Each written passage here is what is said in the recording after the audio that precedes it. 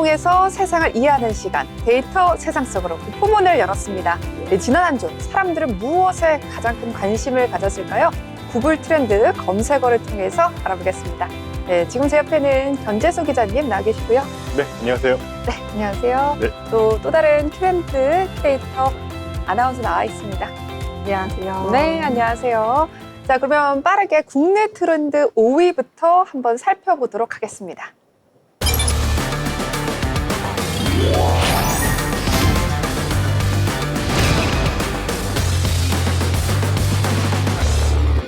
네, 국민연금입니다. 최근에 국민연금 개혁안이 국회를 통과했는데요. 그 내용 소개해 주시죠. 네, 이번 개혁안의 핵심은 보험료율과 소득대체율의 조정인데요. 현재 9%인 보험료율은 내년부터 매년 0.5%포인트씩 인상되어 2033년에는 13%에 도달을 하게 됩니다. 또한 소득대체율은 기존 40%에서 43%로 상향 조정돼 은퇴 후 받는 연금액이 증가하게 됩니다. 그러면 한번 이해하기 쉽게 그냥 일반 직장인을 예시로 들어서 한번 이야기해 보도록 하겠습니다. 이제 보험료와 수령액에 어떤 변화가 있을까요? 만약 평균 월급이 300만 원 정도 된다라고 한다면 월 보험료는 약 27만 8천 원인데요. 개혁안에 따라 보험료율이 인상하게 되면은 약 7,725원씩 증가해서 2033년에는 월 약 6만 원을 더 내게 됩니다. 그러나 수령액도 증가하게 되어서 은퇴 후 첫 연금액은 현재 123만 9천 원으로 약 9만 원 더 상승하게 됩니다. 그렇군요. 이제 바로 연금액이 오르는 것은 아니고 매년 0.5%씩 오른다라고 이해하면 될 것 같고요. 이번 개혁으로 2030이 우리는 돈을 더 내고 결국 못 돌려받는 거 아니냐 이런 우려도 나오고 있거든요. 연금 기금 고갈 시점에도 변화가 있을까요? 네, 개혁 이전에는 2056년 정도로 고갈 시점을 예상을 했었는데요. 이번 개혁으로 인해서 고갈 시점이 약 15년 정도 늦춰진 2071년 정도로 전망됩니다. 2071년으로 늦춰졌다. 자, 이준석 의원은 이번 국민연금 개혁안에 대해서 강하게 비판 쏟아냈습니다. 네, 맞습니다. 우리 과목을 밥상 메뉴를 왜 너네들이 정하느냐라며 국민의힘과 더불어민주당이 국회에서 저지른 연금 야합이 딱 그런 형태라면서 비판했습니다. 2030들의 목소리를 대변했는데요. 그렇죠. 이제 일부 국민들은 연금 보험료 인상에 상당히 부담을 느끼고 있는 상황인데요. 특히 중소기업이라든가 이 비정규직 노동자들 같은 경우에는 청년층이라 이제 높은 보험료를 사실 감당하기 쉽지 않을 거라 이렇게 예상이 되고 있고요. 실제로 일부에서는 세제 혜택과 지원 정책을 요구하는 목소리가 거세게 나오고 있습니다. 예, 결국에 국민연금 개혁안 때문에 이제 은퇴 후 받는 연금액이 증가한다는 장점이 있고요. 또 연금 보험료 인상으로 생활비 부담이 커질 거라는 아쉬운 점도 있습니다. 자, 그러면 이렇게 다양한 이해관계가 충돌하고 있는 시점에서 국민연금 개혁안이 성공적으로 자리 잡기 위해서 어떤 부분들이 중요할까요? 개혁안이 성공적으로 자리를 잡기 위해서는 국민들의 이해와 협조가 필요합니다. 특히 연금 보험료 인상이 단계적으로 이루어질 수 있도록 세밀한 정책 설계와 국민들의 체감 가능한 혜택도 제공을 해야 하는데요. 또한 국민들의 불안감을 해소하기 위해서 소통과 교육도 중요하겠습니다. 그래서 국민연금공단에서는 유튜브로 연금 개혁에 대한 영상도 배포를 하고 있더라고요. 네, 맞습니다. 이처럼 국민연금 개혁이 단기적으로는 이제 개개인에게 부담을 주는 것이 맞습니다. 하지만 장기적으로는 사회 전체 복지 수준을 높이고요. 또 경제적으로 안정을 도울 수 있는 변화를 추구하고 있습니다. 어렵겠지만 전 세대에게 도움이 되는 그런 개혁안이 되기를 기원해 보도록 하겠습니다. 자, 그럼 계속해서 4위 키워드 살펴보시죠.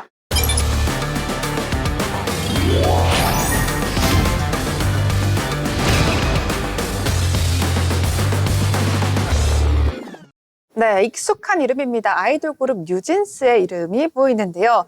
자, 뉴진스가 소속사 어도와의 전속 계약 분쟁으로 이제 주목받고 있는데 이번 법원의 판결 어떻습니까? 네, 법원에서는 가처분 인용 결정으로 뉴진스 멤버들이 어도 없이 독자적으로 활동하지 못하도록 막는 결정을 내렸습니다. 즉, 법적으로는 어도의 관리가 꼭 있어야만 활동할 수 있다는 말인데요. 그렇다면 뉴진스의 대응은 어때요? 뉴진스는 법원의 결정을 존중한다고 이야기를 하긴 하지만 이미 어도어와의 신뢰가 깨졌다라고 이야기를 하고 있습니다. 또한 NJZ라는 새로운 팀명으로 이번에 활동을 예고했지만 이번 판결로 인해 향후 계획이 어떻게 될지 한번 지켜봐야 할 것 같습니다. 네, 법원의 결정도 결정인데요. 이번 법원의 결정에 대해서 뉴진스가 외신과 한 인터뷰도 화제 선상에 올랐습니다. 그렇죠. 지난 22일 뉴진스와 타임의 인터뷰 내용이 있었는데요. 이 자리에서 뉴진스는 법원의 판단에 실망했다면서 이 K-팝 산업이 하루아침에 변할 것이다 이렇게 생각하지 않는다라고 밝혔죠. 그리고 이 한국이 우리를 혁명가로 만들고 싶어하는 것 같다 덧붙였는데 이렇게 외신을 통해서 이 K-팝 산업에 대한 비판의 목소리를 내기도 했습니다. 맞습니다. 법원의 가처분 인용 결정 이후 뉴진스 멤버들이 외신 인터뷰를 통해서 법원의 판단에 큰 실망감을 드러냈는데요. 이에 대해 법조계에서도 다양한 반응이 나오고 있습니다. 네, 뉴진스의 팬이라고 밝히신 김앤장 출신의 고상록 변호사는 뉴진스의 그 외신 인터뷰 내용을 비판했는데요. K-팝 산업과 이 법원을 모두 부정하는 태도가 과연 뉴진스에게 도움이 될지 의문이다 이렇게 밝혔습니다. 맞습니다. 우리를 혁명가로 만들고 싶어 한다라는 이 키워드가 조금 많이 논란이 됐던 것 같습니다. 이제 법원의 결정 이후 뉴진스와 법조계의 입장이 지금 현재 엇갈리고 있는 상황인데요. 앞으로 행보 지켜봐야겠습니다. 자, 그러면 이에 대해 뉴진스의 독립적인 활동에 대한 어떤 팬들의 반응, 이건 어떻습니까? 네, 지난 23일 뉴진스는 홍콩에서 무대를 이루었는데요. 그때의 이제 마지막 공연이라고 또 이야기를 했습니다. 팬들에게 우리를 좀 지켜달라, 조금만 더 기다려달라, 단단해져서 돌아오겠다라고 이야기를 했는데요. 가처분 신청 인용 이후에 첫 행동을 했는데 이제는 이것이 마지막 무대가 될 것이라고 아쉬움을 남기며 떠났습니다. 이에 대한 팬들의 반응은요. 기다려주겠다라는 말도 있지만 아무래도 법적인 대응에 있어서 조금 더 아니지 않나라는 내용을 이야기하는 팬들의 반응 또한 있었습니다.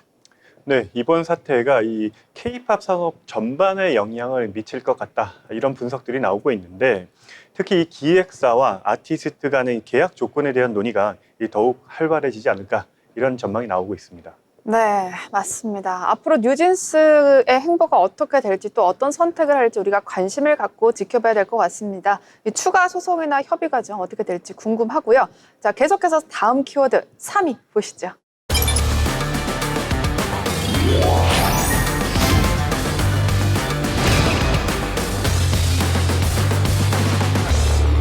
네, 윤성빈입니다. 스켈레톤 전 국가대표 윤성빈 씨가 캥거루족 관련해서 뭔가 논란이 되는 발언을 했던 모양이에요. 네, 윤성빈 씨는 자신의 유튜브 채널에서 촬영 스태프와 대화를 하던 도중 캥거루족에 대해서 언급을 했습니다. 스태프가 요즘 30대도 캥거루족이 많다라고 이야기를 하자 윤 씨는 왜 독립을 안 하냐면서 되게 의아해했는데요. 스태프는 30대 때 돈이 잘 모이지 않는다. 아무래도 캥거루족을 할 수밖에 없는 생활 여건일 수밖에 없다라고 이야기를 했지만 윤성빈 씨는 이에 대해서 왜 그렇지라는 의견을 보내 많은 팬들의 반응이 조금 더 불만을 일으키는 내용이 있었습니다. 네, 저도 이 영상 봤는데 윤성빈 씨가 그러더라고요. 아니, 일하는데 왜 돈이 없어? 이렇게 말했어요. 그런 어떤 공격적인 태도들이 조금 더 화제가 되고 바이럴이 됐던 모양인데요. 자, 윤 씨의 발언에 대한 대중의 의견은 어떻습니까? 네, 일부 네티즌들은요, 윤성빈 씨가 20대 때 금메달을 따면서 포상금과 연금을 받은 경험이 있어 우리 30대들의 마음을 잘 알지 못한다라는 이야기들이 있었습니다.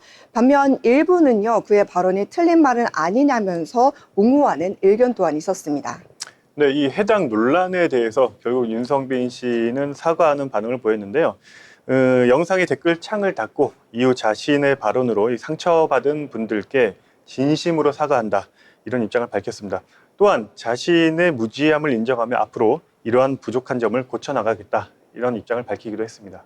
네, 캥거루족이라면 누구나 독립을 꿈꾸지만 현실적인 여건이 받쳐주지 않기는 합니다. 자, 2030 청년들의 독립 현황이 어떤지 궁금합니다. 실제로 이제 윤성빈 씨가 의아해 하시는 것처럼 30대 대부분도 이제 엄마 아빠랑 살고 있는 건지 궁금한데요. 그렇죠. 이 지난해 고립 은둔 청년 비율이 2년 만에 2배 이상 증가한 것으로 나타났는데 청년 10명 중 5명은 부모와 함께 거주하는 것으로 파악됐습니다.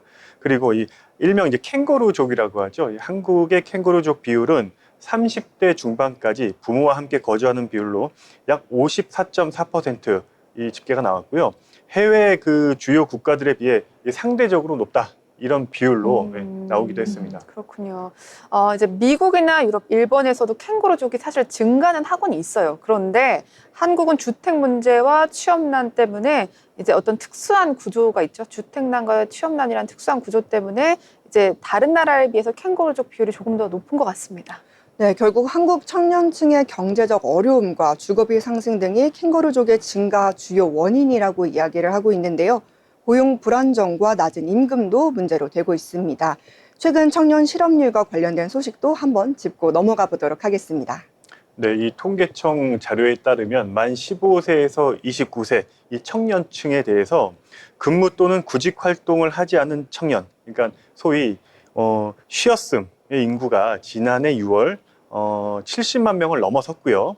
특히 2024년 7월에는 44만 3천 명으로 이 같은 달 기준 역대 최대치를 기록하기도 했습니다.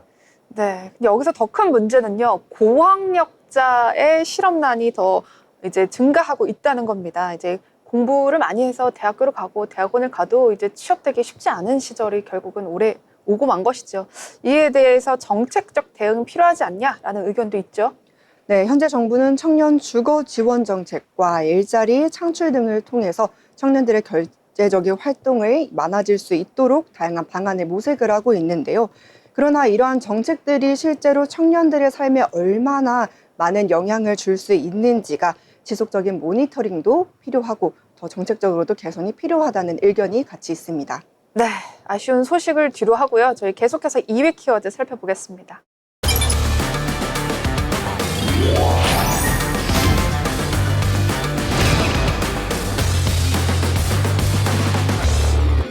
네, 김새론 결혼입니다. 지난주 1위 키워드가요. 고인이 된 김새론 씨가 미성년자 시절 김수현 씨와 사귄 내용, 즉 김수현이라는 단어가 1위 키워드였는데 결혼? 이건 또 뭔가요? 네, 이 한 유튜버가 이제 김새론 씨의 결혼과 임신설을 제기를 했는데 사실 이건 뭐 2차 피해 그리고 이 유족에 대한 맞아요. 또 다른 또 피해가 아닌가 생각이 됩니다. 논란이 커지면서 이 고인의 명예를 훼손하는 게 아닌가 하는 비판이 계속 나오고 있습니다. 네, 유튜버 이진호 씨가 김세론 씨가 생전에 해외에서 결혼을 했고 임신과 낙태 경험이 있었다고 주장하면서 파장이 더욱더 커지게 되었습니다. 하지만 김세론 씨의 유족 측은 이에 대해서 공식적인 대응은 하지 않고 있는데요. 사생활과 관련된 논란이 더 이상 오픈되지 않기를 바라는 입장입니다. 맞습니다. 이진호 씨의 주장에 대한 대중과 언론의 반응은 어떻습니까? 많은 네티즌과 언론이 폭로에 대해 부정적인 시각을 보이고 있습니다. 미성년자인 고 김세론 씨와 성인이었던 김수현 씨와의 연애 사실이 핵심인데 이와 연관성이 없는 고인의 사생활을 공개하는 것이 과연 적합한지에 대한 의견 또한 많이 나오고 있습니다. 네, 그런데 25일 오전에는요, 김새론의 전 연인이라고 스스로 주장합니다. 이게 실제로 알 수는 없어요. 스스로 주장하는 어떤 한 남성이요, 더 팩트라는 이제 매체와 인터뷰를 가졌죠. 네, 그는 고인의 갑작스러운 비보와 마지막을 괴롭히게 한 원흉으로 뉴욕 남자를 언급을 하면서 생전 김세론 씨와 유가족이 소통이 부족할 정도로 원만하지 못한 관계였다고 이야기를 했는데요. 이뿐만 아니라 유가족이 주장한 고 김세론을 괴롭게 만들었던 원인은 김수현이다라고 한 주장은 억측이었다고 이야기를 했습니다. 김수현 씨는 현재 가로세로 연구소를 상대로요, 법적 대응을 예고한 상태죠. 네, 이 가로세로 연구소가 김수현 씨의 또 다른 사생활 사진을 공개할 것이다. 이렇게 얘기하면서 논란이 불거지고 있는데 김수현 측은 해당 사진 공개가 사생활 침해이자 이 명예훼손에 해당한다고 주장을 하고 있습니다. 특히 사진이 악의적으로 해석될 가능성이 있어서 법률 대리인을 통해 강력히 법적 대응하겠다는 입장을 밝히고 있는 상태입니다. 네, 저희가 방금 전 사진에서 본 탄핵 반대라고 써 있는 사진은 가로세로 연구소였고 옆에 있었던 분은 이제 유튜버 김진호 씨인데요. 이제 서로 완전 같은 유튜버지만 완전히 상반된 주장을 내놓고 있거든요. 과연 진실이 무엇일지 궁금합니다. 그런데요, 고인이 된 김새론 씨가요, 세상을 떠난 이후에도 계속 언급이 되고 있습니다. 이게 너무나 안타까운 사실인데 국민의 알 권리가 도대체 어디까지인가라는 생각이 듭니다. 아쉬움을 뒤로하고 또 계속해서 1위 키워드 살펴보겠습니다.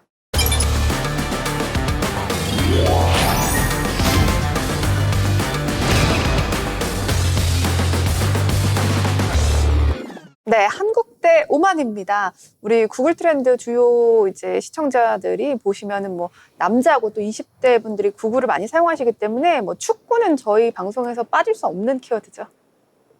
네, 맞습니다. 2026년 월드컵 예선에서 한국과 오만이 1대1 무승부를 기록을 했습니다. 한국은 전반에 주도권을 잡고 황희찬의 골로 앞서갔지만 후반에 분위기가 바뀌어서 오만이 강한 압박을 펼치며 공격적으로 나왔고요. 결국 동점골을 허용했습니다. 이 황희찬의 선제골 외에도 이제 활약이 돋보였던 부분이 있었죠. 네, 그렇습니다. 이강인의 날카로운 스루 패스가 결정적이었고요. 이를 황희찬이 침착하게 마무리를 하게 되었는데요. 두 선수의 호흡이 정말 큰 명장면이었습니다. 하지만 후반 35분에 오만의 알리 알 부사이디에게 실점을 당하면서 결과는 1대1이 된 아쉬움이 조금 더 남았습니다. 이번 경기에 대해서 손흥민 선수에게 저희가 했던 기대가 있는데 생각보다는 사실 좀 부진했습니다. 이제 몇 차례 날카로운 돌파와 슈팅이 있긴 했지만 골로 연결되지는 못하는 아쉬움이 있었고요. 이번 결과로 한국은 뭐 이제 어떤 상황이 된 겁니까? 네, 지난 25일 이제 1대1 요르단과 1대1로 이제 무승부를 이뤘는데 다음 경기가 6월에 있습니다. 오는 6월에서는 좋은 성과를 보여줘야지만 이 본선을 갈 수 있다. 그래서 조금 더 이렇게 좀 노력을 많이 하시는 그런 경기를 좀 보여줬으면 좋겠습니다. 네, 그러면 한국 축구가 세계적으로 어떤 성과를 내고 있는지 잠깐 짚어보도록 하겠습니다. 네, 한국 대표팀은요, FIFA 랭킹에서 상위권을 차지하고 있는데요. 월드컵 본선 진출을 꾸준히 이어오고 있고요. 이러한 성과는 세계 축구 팬들에게 있어서 큰 인정을 받고 있습니다. 그렇다면 한국 축구가 조금 더 위상을 높이기 위해서 어떤 방안들이 필요할까요? 네, 예전부터 많이 나오던 얘기죠. 저도 이제 축구를 좋아하는데 가장 많이 거론되는 내용이 리그 경쟁력, 그러니까 K리그 경쟁력을 키우고 또한 그를 뒷받침하는 유소년 축구를 활성화하고 인프라를 확충하자. 이런 얘기들인데 사실 이 부분이 해결이 된다면 더욱 탄탄한 기반을 다지고 세계 축구에서 더 큰 입지를 구축할 수 있지 않겠냐. 네, 이렇게 전망해 봅니다. 네, 맞습니다. 여기에 이어서 한국축구협회 투명성 확보인데요. 정몽유 대한축구협회장이 4선으로 성공한 가운데 홍명보 감독이 국가대표팀 선임 과정에 있어서 투명성 부족 논란으로 휩싸였는데요. 해외 감독 후보군이 있었음에도 불구하고 내부 결정으로 홍 감독이 선임되는 문제로 이 부분이 좀 지적이 된 부분이 있습니다. 네, 맞습니다. 이 대한축구협회의 인맥 중심 문화는 뭐 하루 이틀 지적된 문제가 아닙니다. 이제 고질병인데요. 이 부분이 반드시 고쳐졌으면 좋겠다라는 생각이 들고요. 앞으로도 한국 축구의 발전을 기원하도록 하겠습니다. 지금까지 국내 트렌드였습니다.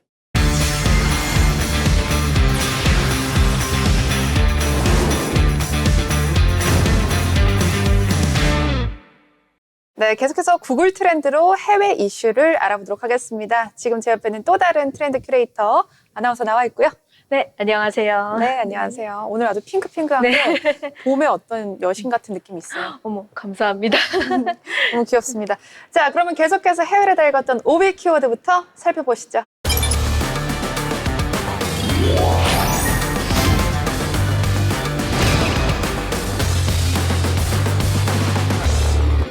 네, F-47입니다. 미국에서 현재 개발 중인 6세대 전투기 이름이죠.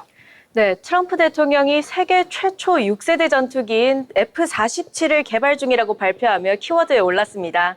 네, 이 트럼프 대통령은 이날 백악관에서 피트 헤그세스 국방부 장관과 함께 한 회견을 이제 진행을 했는데 엄격하고 철저한 경쟁 끝에 미 공군은 차세대 전투기 사업자로 보잉을 선정할 예정이다. 라고 말을 했습니다. 그러니까 사업자가 보잉으로 선정이 된 거군요. 그런데 트럼프 대통령이 이 숫자 47에 대해서 아름다운 숫자다 이렇게 얘기를 했어요. 네, 그 이유가 바로 전투기 명칭이 트럼프 대통령의 재임 순번에서 따온 거다라는 이야기가 있습니다. 지금 트럼프 대통령은 현재 미국의 47대 대통령이죠. 트럼프는 전투기에 대해 언급하면서 지금까지 만들어진 것 중에 가장 아름답고 발전되고 강력하고 치명적인 전투기다 라고 말하면서 최첨단 스텔스 기술, 기동성 등 지금까지와는 비교가 안 될 수준이라고 전했습니다. 네, 또 이렇게도 언급을 했죠. 출시 준비가 완료됐지만 계약 가격을 공개할 수는 없다 이렇게 밝혔는데 기술력과 공정의 규모, 비행기 크기에 영향을 미칠 수 있기 때문이라고 합니다.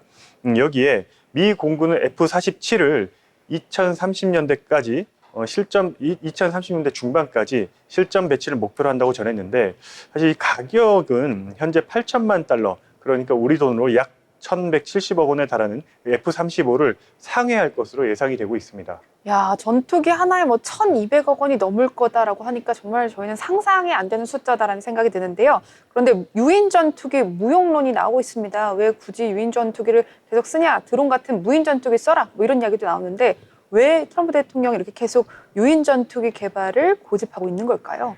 네, 이 유인 전투기와 반대되는 대표적인 무인 전투기가 바로 드론입니다.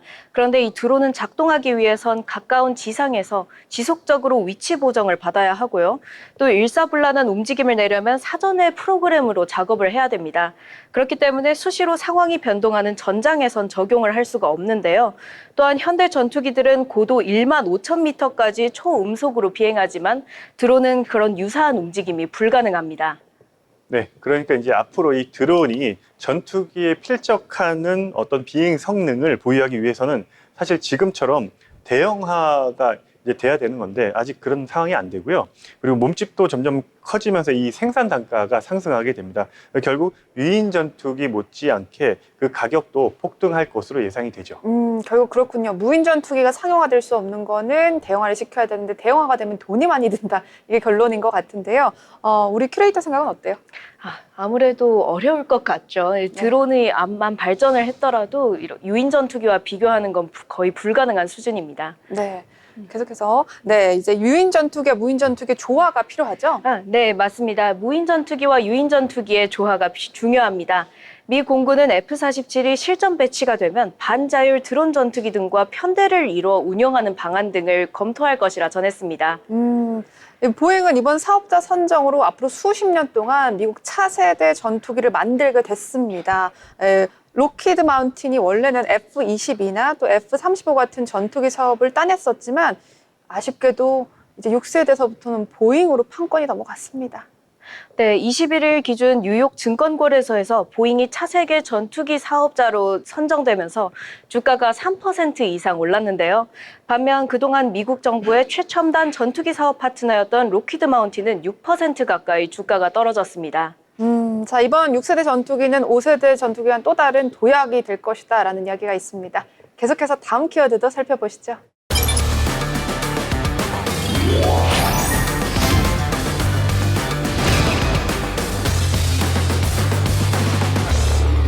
네, 우주 비행사 귀환입니다. 9개월 만에 지구로 돌아왔다고요? 네, 국제우주정거장에서 오랜 기간 동안 발이 묶였던 우주비행사 2명, 부치 윌모어와 수니 윌리엄스가 무사히 지구로 귀환했습니다. 당초 8일간의 일정으로 국제우주정거장으로 떠났다 예기치 않은 문제 때문에 9개월 만에 돌아왔습니다. 네, 이렇게 장기 체류를 하게 된 원인이 뭔가요? 네, 지난 6월 부치와 수니는 미국 보잉사가 제작한 우주선 스타라이너를 타고 지구 상공 400km에 떠 있는 ISS에 도착을 했습니다. 그런데 이 ISS가 도착한 뒤 스타라이너에서 헬륨가스가 새는 이 문제가 발생해가지고 결국 사람을 태우지 않고 빈 상태로 지구를 귀환하게 된 겁니다. 네, 이것 때문에 부치와 수니는 자신들을 지구로 데려다 줄 다른 우주선을 기다려야 하는 처지가 됐습니다. 나사는 보잉의 스타라이너 대신 일론 머스크가 이끄는 스페이스X의 우주선 드래곤을 이용하기로 했는데요. 그런데 6개월에 한 번씩 돌아오는 드래곤을 이용해서 우주비행사 교대를 하려고 하니까 우주에서 장기간 대기할 수밖에 없었습니다. 아하, 당시 일론 머스크가 이런 말을 했었어요. 이제 스페이스X 최고 경영자가 우주사 비행사들을 빨리 귀환시키자라고 했는데 조 바이든 행정부가 정치적인 이유로 거절했다라고 했고 나사는 이것에 대해서 즉각 부인했었죠.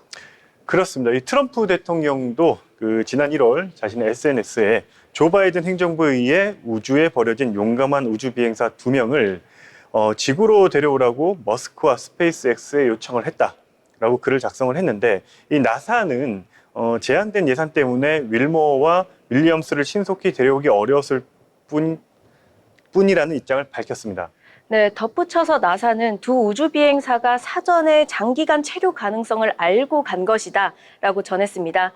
또 예산과 시설 관리 등의 문제로 후속팀이 도착해야 이들이 귀환할 수 있다, 이렇게 입장을 밝히기도 했습니다. 네, 그렇군요. 임무의 복잡성과 안정성 같은 것을 고려하면 뭐 저는 양측의 입장이 다 이해가 갑니다. 그런데 얼굴이 좀 바뀌었어요. 뭔가 폭삭 늙은 것 같다라는 이야기가 있는데요. 네, 사진을 보시면 아시겠지만 윌리엄스는 1년도 채 되지 않아 수년의 노화를 겪은 모습이 드러나 화제입니다. 지난해 6월 지구를 떠날 당시에는 깊고 짙은 머리카락 색깔을 지니고 있었는데요. 돌아올 땐 하얗게 백발로 변해 있었습니다. 또한 얼굴 살도 눈에 띄게 빠지면서 지구를 떠날 당시보다 주름도 깊어지고 도드라졌습니다. 오랫동안 장기간 우주에 있으면서 스트레스 때문에 얼굴이 이렇게 머리가 하얗게 새었을 것이다. 뭐 이런 이야기가 있죠? 네, 맞습니다. 일반적으로 스트레스 때 생성되는 코르티솔, 이런 것들이 검은 머리를 유지하게 하는 멜라닌 생성 줄기세포의 고갈을 촉진하는 것으로 알려졌습니다. 그렇군요. 우주 비행사들은요, 우주 방사선에 혼합돼서 혼합물에 노출이 됐거나 아니면 스트레스 때문에 얼굴이 변했을 거다라는 이제 추측이 있는데요. 계속해서 다음 키워드도 한번 살펴보겠습니다.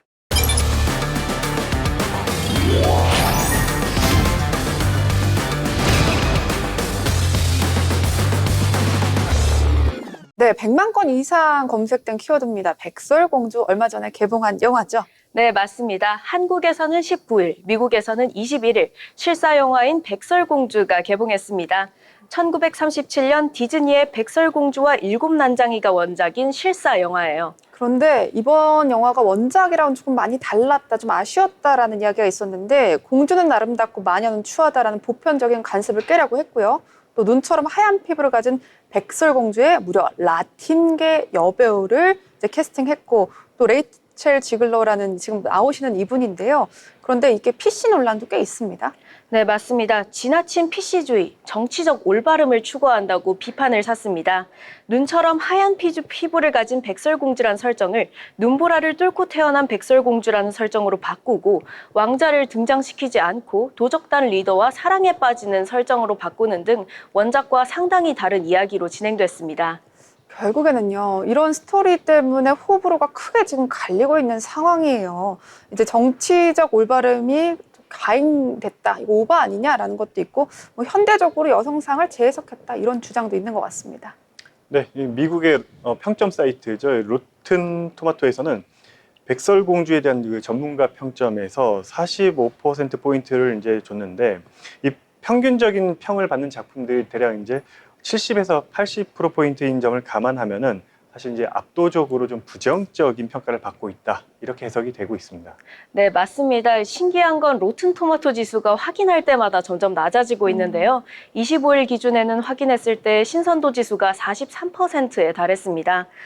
이뿐만 아니라 재해석이 아니라 백설공주에 대한 파괴다라는 혹평들도 많았는데요. 그러나 레이첼 지글러의 연기와 노래는 괜찮았다, 노래는 좋았다 같은 호의적인 감상평도 일부 찾아볼 수 있었습니다.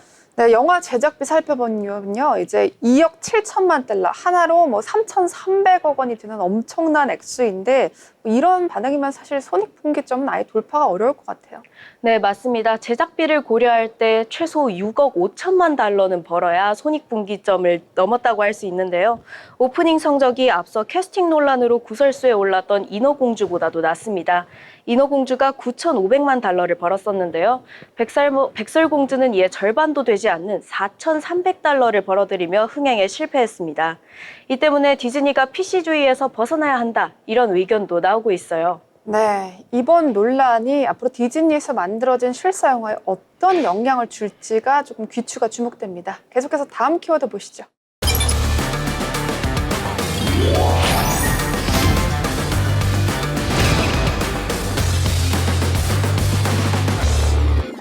네, JFK 파일입니다. 기자님, 이게 뭘까요? 네, JFK.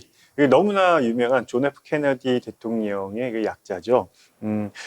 JFK는 그 존 F 케네디 대통령 암살 사건과 관련해 미공개 파일을 의미를 하고 있는데, 지난 1월 23일 이 트럼프 대통령이 케네디 전 대통령 암살 사건의 기밀 자료를 공개를 하라 이렇게 지시를 내렸다고요. 네, 맞습니다. 그래서 지난 18일 미국 정부가 6만 3천 쪽 분량의 자료를 공개했습니다. 이 새로운 자료를 공개하면서 케네디의 죽음과 관련된 투명성을 보이겠다, 이런 의도였습니다. 근데 연관 검색어 살펴보니까요, CIA 이런 단어도 눈에 띄더라고요. 네, 이번 문서에 냉전 시기 미국 중앙정보국의 첩보 활동과 관련된 내용들도 공개됐습니다. 사실 이전에 공개된 자료들도 있었지만 해외 비밀 작전 같은 핵심 내용은 드러난 적이 없었는데요. 이번 문서는 CIA의 비밀 작전에 관한 내용이 검열 없이 모두 공개돼 있었습니다. 아하, 이게 뭐 문제가 문제를 만드는 상황인데 이 케네디 전 대통령에 대한 음모를 풀려고 하다가 CIA의 비밀 작전이 세상에 공개되는 그런 꼴이 된 것이군요. 그런데 이것 말고 또 다른 문제가 있다면서요. 네, 약 400여 명에 달하는 그 의회 직원과 사건 조사 관계자들에게 개인정보가 여과 없이 노출됐습니다. 여기에 사회보장번호와 같은 민감한 정보도 포함됐는데 이 사회보장번호 같은 경우에는 한국으로 치면 주민등록번호를 얘기하는 거죠. 네, 맞습니다. 이번 일로 피해를 본 변호사 조지프는 이런 일이 일어나선 안 됐다라고 말하면서 미국 국립문서 기록관리청을 상대로 소송을 제기할 계획이라고 밝혔습니다. 이제 새로운 문제를 해결하기 위해서 또 다른 문제가 생기는 게 역시나 트럼프 정부가 답다라는 생각도 드는데요. 자, 마지막으로 1,000만 건 이상 검색된 키워드도 살펴보겠습니다.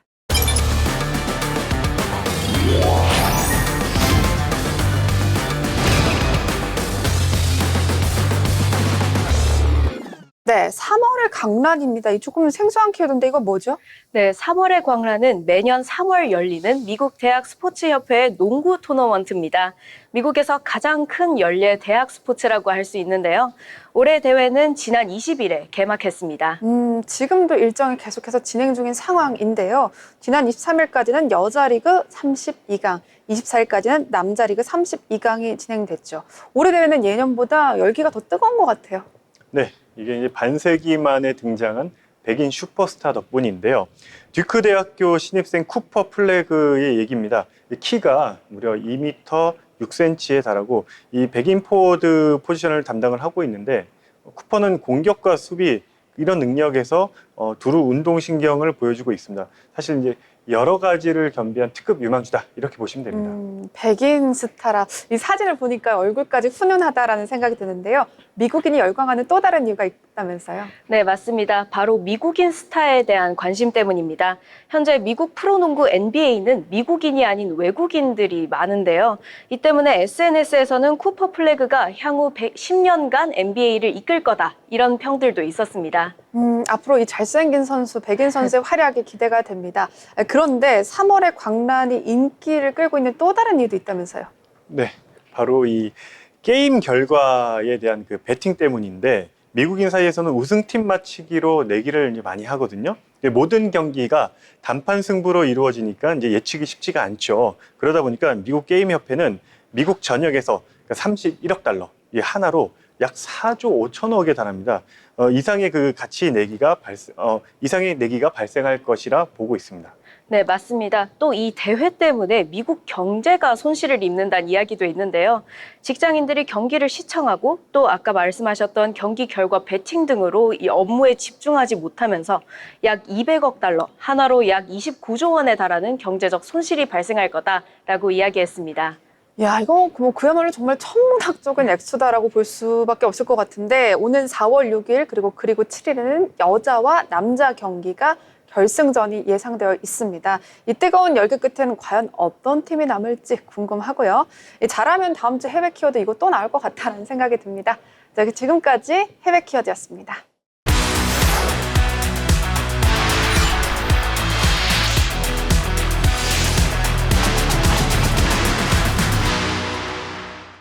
네, 견재수 기자의 취재 수첩입니다. 오늘 방송 전에 기자님이 그러셨거든요. 정말 황당할 거다. 이렇게만 기뜸을 해주셨어요.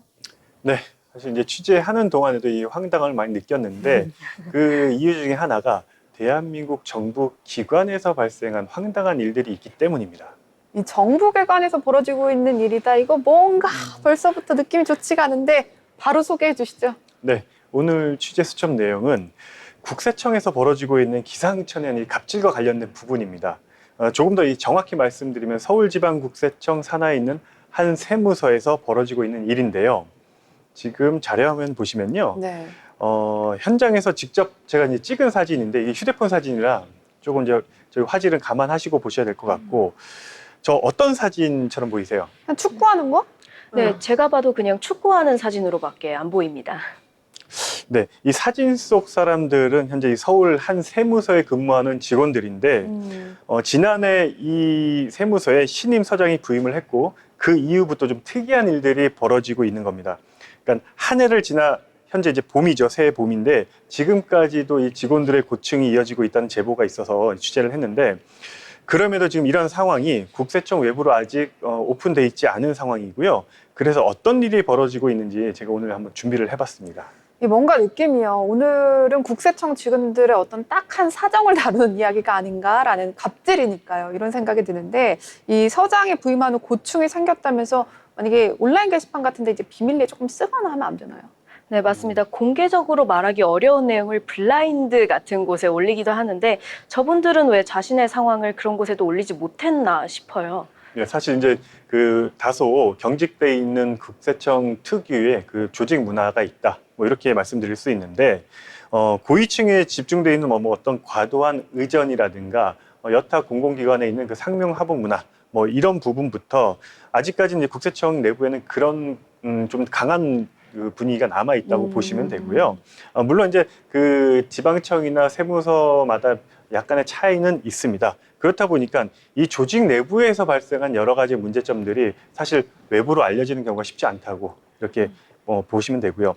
예를 들면 이제 내부 갈등으로 발생하는 뭐 일종의 직장 내 그 상하, 그 직원 간의 갈등, 그러니까 상명하복 문제라든가 그 하극상, 그다음에 일부 고위공직자에 대한 과도한 의전 요구, 이런 갑질, 뭐 소위 그렇게 얘기를 하죠. 네. 그런 부분인데 특히 이 하위직 직원들 같은 경우에는 이런 문화다 보니까 더군다나 윗선에 자신의 불만이라든가 또 이제 어려움을 그 표현하기가 사실 쉽지가 않고 또 이렇게 한들 또 이제 한번 찍히면은 소위 이제 승진 기회에서 멀어진다 이런 부분 때문에 고충이 뭐 이만저만이 아니겠죠. 그러니까 국세청은 아직까지는 굉장히 수직적이고 엄격한 문화이기 때문에 승진할 생각을 포기한 사람이 아니라면 이런 거는 절대 꿈도 꿀 수 없다. 뭐 이렇게 이해하면 될까요?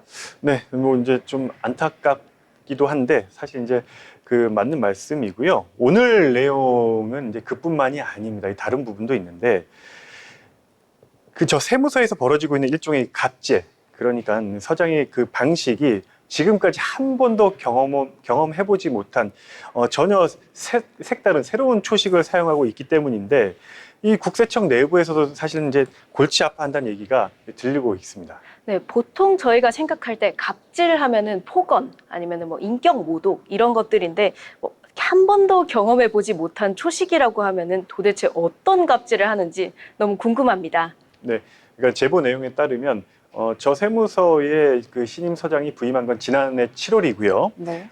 그 이후에 저분의 지나친 축구 사랑이 화근이다. 이렇게 얘기가 이제 나오고 있는데 취재를 하는 저도 막상 하다 보니까 그럴만하네 이런 생각이 들더라고요. 아니 축구를 뭐 좋아하면 도대체 얼마나 좋아하길래 문제가 되는지 이런 생각이 드는데 사실 축구는 우리나라 모두가 좋아하는 그냥 스포츠잖아요. 그리고 이제 뭐 길거리 응원도 하고 모두 조금 훈훈한 느낌이 있는 건데 뭐 얼마나 축구를 사랑하길래 그러는 거예요? 그러니까 말씀하신 대로 딱 그 정도 수준에 머물면은 네. 상당히 아름답겠죠. 네. 하지만 이게 이제 억지로 저걸 해야 된다, 나가야 된다, 뭐 이런 상황이라면은 그분들의 어떤 입장은 180도로 달라지겠죠. 게다가 이제 A 서장이라고 제가 표현을 하겠습니다. 네. A 서장 저 한 사람의 과도한 축구 사랑 때문에 이 공공기관, 그러니까 세무서의 업무까지 지장을 받는다면 이건 정말 다른 문제가 되는 것이죠. 우리가 뉴스에서 보는 어떤 직무유기, 또 심하면은 직권남용, 뭐 이런 부분까지 거론할 수가 있지 않을까 싶은데 A 서장도 이런 상황에 따라서 어떤 그런 의혹을 받지 않을까라고 한번 전망을 해봅니다. 아, 그런데 만약에 축구를 하더라도 뭐 새벽에 출근하거나 아니면 퇴근 후에 뭐 사실 6시 땡 하면 이제 공무원들 끝이니까 그 이후에 뭐 하는 거는 문제가 안 될 것 같은데 그게 아닌가 보죠. 그러니까 제가 저분을 취재하면서 하나 이제 귀여운 별명을 줬는데 뭐예요? 슛돌이 세무서장 이렇게 별명을 줬는데 사실 이제 일반 기업도 9 to 6잖아요. 네. 그러니까 6시에 9시에 출근해가지고 6시 퇴근을 하는데 뭐 공직 사회도 마찬가지입니다. 경찰서, 동사무소, 세무서 다 마찬가지로 같은 시간에 출근해서 같은 시간에 퇴근을 하는데요. 근데 이 슛도리 서장이 있는 그 문제의 세무서는 저 축구 경기를 이제 오후에, 그러니까 퇴근 이후에 네. 구장을 예약하고 진행을 합니다. 허나 그 시간을 축구를 하기 위해서 업무 시간인, 그러니까 퇴근 한두 시간 전부터 직원들이 이 축구 경기를 뛸 준비를 한다거나, 그 업무 시간인, 그러니까 퇴근 시간 전부터 이미 이동을 하고 있다. 이런 부분들이 좀 포착이 됐습니다. 그러니까 새벽부터 축구장에 나와서 이제 축구를 하다가 업무를 하고 가고 6시 전에 퇴근해서 또 축구장을 간다라는 정말 말도 안 되는 얘기를 제가 들은 것 같은데, 아니 근데 조금 믿기지가 않은데 아까 말씀하신 슛도리 서장이 부임한 이후부터 이런 문화가 생겨난 건가요?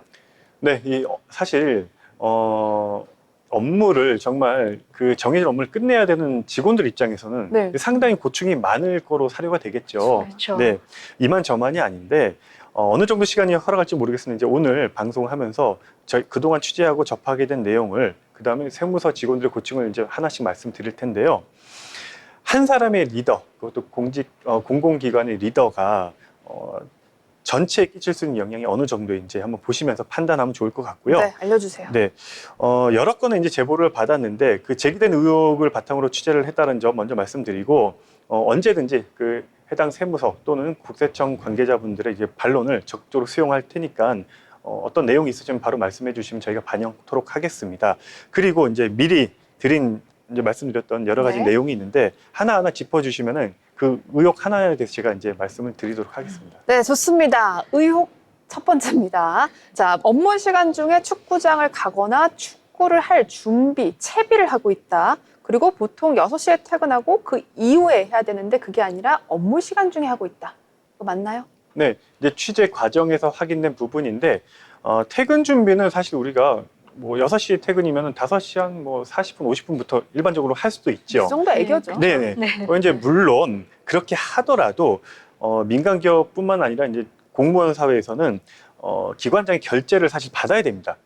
하지만 우리가 그냥 그냥 하는 예, 거예요? 엄연히 그냥 아유 그래 뭐 먼 곳에서 약속이 있으면 그럴 수도 있겠지 하고 그냥 용인하는 정도 선에서 이제 관례처럼 굳어진 부분인데 저 슛도리 서장님의 경우 같은 경우에는 저분이 이 세무서의 기관장은 세무서장이에요. 네. 경찰서는 경찰서장이듯이 네. 마찬가지입니다. 그리고 지금 제기되고 있는 문제의 원인 제공자이기도 하죠, 저분이. 저 세무서 기관장인 저 슛도리 서장님께서 괜찮다. 그러면은 직원들이 퇴근할 수 있는 거예요. 그렇지 않을까요? 그쵸. 그렇죠. 네. 그러니까 퇴근 시간보다 일찍 외부로 나갈 수가 있고 세무서의 최고 결정권자이다 보니까 아니 어떤 간 큰 직원이 아유 안 됩니다. 저 열심히 일하고 있습니다. 나가지 마십시오라고 할까요? 그럴 수가 없죠. 없죠, 그럼 조기 없죠. 퇴근이 확정인 거네요. 그렇죠. 아, 그러니까 자료화면도 이제 쭉 보시면 아시겠지만 저 사진을 찍을 당시 전광판이 있습니다. 저희가 네. 전광판상의 시간이 오후 6시 1분, 6시 2분 정도를 이제 가리키고 있을 때였고요. 사실 사진은 작아서 잘 안 보이는데 네. 사진도 엄청 많고 제가 찍어놓은 동영상도 많이 있습니다. 그냥 당일 찍은 것들이고요. 네. 이제 얼마든지 뭐 그런 부분을 입증할 수 있는 그 자료가 있으니까 근데 지금 그렇게 방금 전에 알고 6시 1분, 2분 정도였는데 그러면 6시 넘어서 축구를 하고 있는 거니까 그거는 괜찮은 거 아니에요? 이렇게 생각해 보시면 네. 되죠. 6시 1분부터 공을 차고 있다 그러면 저분들은 공무원들인데 축구장까지 그냥 뿅 하고 날아가는 건 아니잖아요. 영화 점퍼처럼. 거리가 어느 정도 하세요? 네, 제가 그 시간을 재보니까 네. 자동차 내비를 찍어도 세무서에서 아까 보셨던 그 축구장까지 대략 10분 정도 소요가 되고요. 만약에 걸어가는 분이 계시다 그러면 훨씬 더 이전에 퇴근을 하셨는 이제 경우가 되겠죠. 네, 물론 이제 여러 가지 그 상황에서 벌어지는 업무 공백이 불가피할 수밖에 없다 이렇게 보실 수도 있습니다. 자, 그럼 두 번째 의혹 한번 짚고 넘어가 보도록 하겠습니다. 이거는 좀 너무 황당한데 축구를 잘하면 세무서에서 승진한다? 안 한다? 이거 조금 말이 안 되는 것 같은데 이거 법적인 문제가 될 수도 있을 것 같아요, 기자님. 네, 아까 이제 서두에 말씀드렸던 뭐 직권남용 뭐 이런 부분도 들여다볼 수 있겠죠. 물론 사실이란 전제한데 사실 이 부분에 있어서는 내부에서 말이 많이 나오고 있습니다. 그러니까 이건 저희 주장이 아니고요. 실제 국세청 업무가 또 중요하고 업무량이 많다 보니까 특정 부서에서는 야근하는 경우도 일수입니다. 네. 그런 일선 세무서들이 대부분 그런 현재 상황이고, 하지만 이제 슛돌이 서장님이 계신 저 세무서 같은 경우에는 직원들이 축구를 열심히 하면은 그만큼 눈에 뜰 수 있기 때문에 네. 예, 정말 축구를 위해서 모든 걸 다 바친다라는 그런 얘기까지 나오고 있어요. 네, 아. 제가 생각해도 축구 좀 잘하시고 건강한 분들은 컴퓨터에 앉아서 일을 열심히 하는 것보다 그냥 축구를 조금 더 열심히 하면 되지 않을까 하는 생각이 듭니다. 네, 이 문제는 사실 국세청 내부에서 철저히 밝혀야 되는 부분 중 하나라는 생각이 드는 게, 이미 이 문제의 세무서는 물론 다른 세무서까지 지금 이 상황에 대한 얘기가 퍼져 있습니다. 그러니까 제보 내용도 상당히 신빙성이 있어서 취재를 시작을 하게 됐고요. 게다가 이 잘못하면은 서장님이나 축구를 잘해 승진했다는 그 직원, 네. 예, 그분까지 이거 뭐 그냥 단순히 비판을 받거나 손가락질을 받는 문제가 아니고 법적으로 처벌될 수 있는 그런 부분까지도 가능하다 이렇게 보여지고요.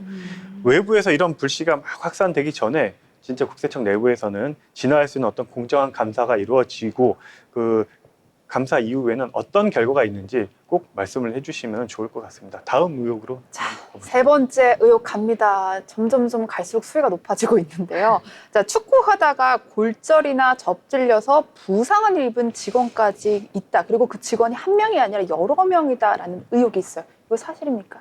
네, 뭐 앞서 말씀드린 내용과 조금 연계선상에서 말씀드리면은 실제로 그 축구하다가 뭐 다칠 수도 있어요. 네. 발목을 접지른다거나 아니면 뭐 심하면 이제 일어나면 안 되지만 골절상이라는 이런 부상을 당할 수가 있는데, 네.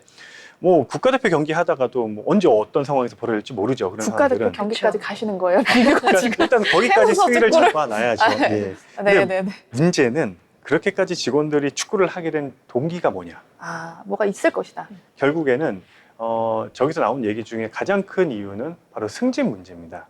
그러니까 근평, 우리가 이제 근무평가 점수를 잘 받아야 이제 승진할 수 있다, 이제 이것과 연결이 되는 건데, 네.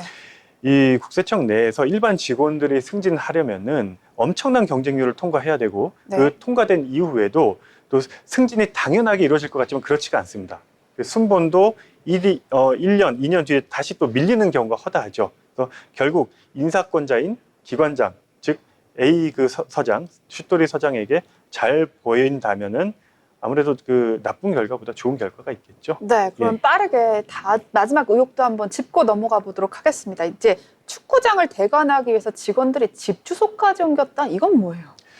서울 안에 현재 이제 짧게 말씀드리겠습니다. 25개 자치구가 있고요. 각 구마다 요즘 뭐 골대녀란 프로그램도 있잖아요. 네. 그러다 보니까 축구를 하는 여성분도 많이 늘었는데, 각 지자체에서 운영하는 축구장이 있습니다. 근데 이 지역 주민 우선으로 이제 예약이 가능하겠죠, 아무래도. 네. 그렇죠. 그러다 보니까 이 축구장에 대한 그 예약 경쟁률이 심하다 보니 이 세무서 직원들의 주소를, 타지 있는 주소를 근처로 옮긴 거예요. 특정 지자체로. 네, 그런 의혹이 있는 겁니다, 지금. 그래서 이 부분은 지금 현재 확인하는 과정이 있고요. 네. 실질적으로 이 내용에 대해서 지금 아마 국회에서도 좀 문제를 삼지 않을까라고 살짝 전망을 해봅니다. 아, 오늘 숫돌이 세무사장님에 대해서 알아봤는데 너무너무 황당한 이야기들이 많았습니다. 근데 이외에도 또 짧게 소개해 주실 내용이 있다면서요? 네, 뭐 여러 가지가 있고요. 사실 이제 방송이 끝나면은 더 많은 얘기를 해드릴 수 있어요. 이게 방송용이 아닌 부분도 좀 있거든요. 아, 비방록이군요. 네, 허나 사실 이런 부분이 뭐냐면, 국세청 같은 경우에는 저 자료 한번 보시면요, 8대 중점 추진 과제라고 이 홈페이지 딱 들어가자마자 돼 있습니다. 이제 첫 화면인데 다 좋은 얘기예요. 그 중에서도 요약을 하면은 7번, 8번째, 7번, 8번 항목을 한번 짧게 읽어드리겠습니다. 네. 소통 강화와 업무 혁신으로 건강한 조직 문화 확립, 그리고 공정하고 효율적인 인력 운영으로 조직 역량 강화라는 문구 되게 좋죠. 네. 네. 그런데 이제 오늘 취재 수첩 내용을 봤을 때 저런 과제를 추진하고 있는지 여러분이 한번 판단해 보시고요. 저도 의문이 들고 있습니다. 그러니까 뭐 다 그런 건 아닙니다. 이제 마무리를 하면은, 퇴근하실 때 여러분들 그 세무서라든가 지방국세청 건물 한번 보세요. 그 늦은 시간에도 불 켜져 있는 그 각 층들이 되게 많이 있습니다. 아주 열심히 하는 사람들이 있다고요. 그렇죠. 그런 공무원들 있습니다. 그러니까 원래 이게 이런 부분들이 국세청의 참 모습이고 본 모습인데, 이 소수 그 어떤 분들의 일탈로 인해 가지고 열심히 일하는 국세청 조직 전체가 좀 폄하되는 일이 없길 바라면서 이 취재 수첩을 마무리하겠습니다. 네. 여러분, 데이터는 거짓말을 하지 않습니다. 그런데 그 안에 진실을 읽어내는 것은 우리의 몫이죠. 데이터 세상 속으로 다음 시간에도 더 깊이 있는 데이터 분석으로 시청자 여러분들께 돌아오겠습니다. 고맙습니다.